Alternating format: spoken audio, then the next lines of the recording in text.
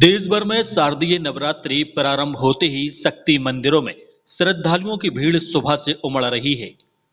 शक्ति स्वरूपा जगत जननी के अनेक मंदिर हैं, जहां माता विभिन्न रूपों में विराजमान है। ऐसा ही एक मंदिर बुंदेलखंड के पन्ना जिले के पवई में स्थित है, जो पूरे बुंदेलखंड ही नहीं अपितु देश भर में प्रसिद्ध है।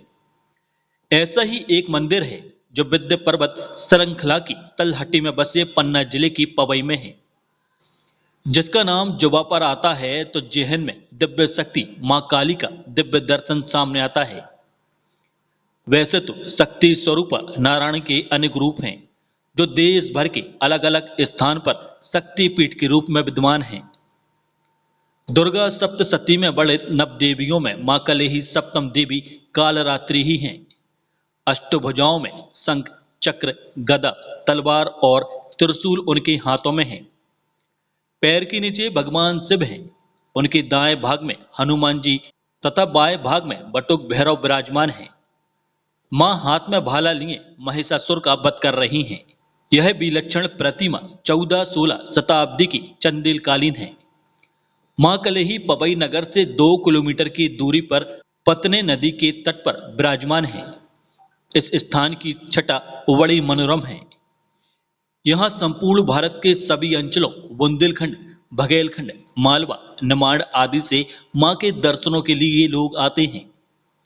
प्राचीन समय से अनवरत चली आ रही मां कलेही में भक्तों की आस्था आज भी कायम है। इस तथ्य का प्रमाण मंदिर परिक्रमा में लाल चुनरी में बंधे हुए हजारों श्रीफल हैं।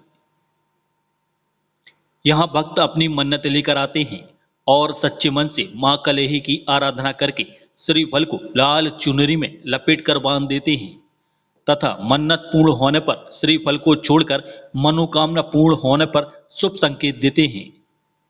नवरात्रि में यहाँ कन्या भोज कराने वालों की मनोकामनाएं अवश्य पूर्ण होती हैं। श्रद्धालु यदि सच्ची श्रद्धा एवं भाव से मां कलेही की परिक्रमा पूर्ण करता है तो मां भक्त की पुकार सुनती है। भोर होते ही मां के भक्त नंगे पैर मंदिर में जल, फल, फूल, पत्र एवं प्रसाद लेकर पहुंचते हैं। कहा जाता है कि पवई नगर के नगाइच परिवार के भागीरथ प्रसाद नगाइच और पत्नी श्रीमती देवी नगाइच वह प्रतिदिन पहाड़ी पर चढ़कर माता कलेही की पूजा करने के लिए जाती थीं। जब वह वृद्ध हो गईं तो उन्हें पहाड़ चढ़ने में परेशानी होती थी, जिसकी वजह से उन्होंने एक दिन माता से प्रार्थना की कि वह अब यहाँ आने में असमर्थ हैं। तो माता ने उनसे कहा कि तू आगे आगे चल, पीछे मुड़कर नहीं देखना। जहां तू पीछे मुड़कर देखेगी मैं वहीं विराजमान हो जाऊंगी। इस तरह पतने नदी के पास पहुंचते ही जब माता की पैरों की आवाज आना बंद हो गई तो देवी नगाइज ने पीछे मुड़कर देखा और माता का विग्रह वहीं विराजमान हो गया। उसके बाद भागीरथ नगाइच के द्वारा वहां मंदिर बनवाया गया और आज परिवार सुख समृद्धि से भरपूर है। कलेही माता को चलित प्रतिमा माना जाता है। माता जी भाटी वाली पर्वत पर हनुमान भाटी वाली त्रिदीप जहाँ विराजी है वहां पर विराजमान थी और हमारे नगाइच परिवार की माँ थी जो भी तहसील के पास वहां रहती थी।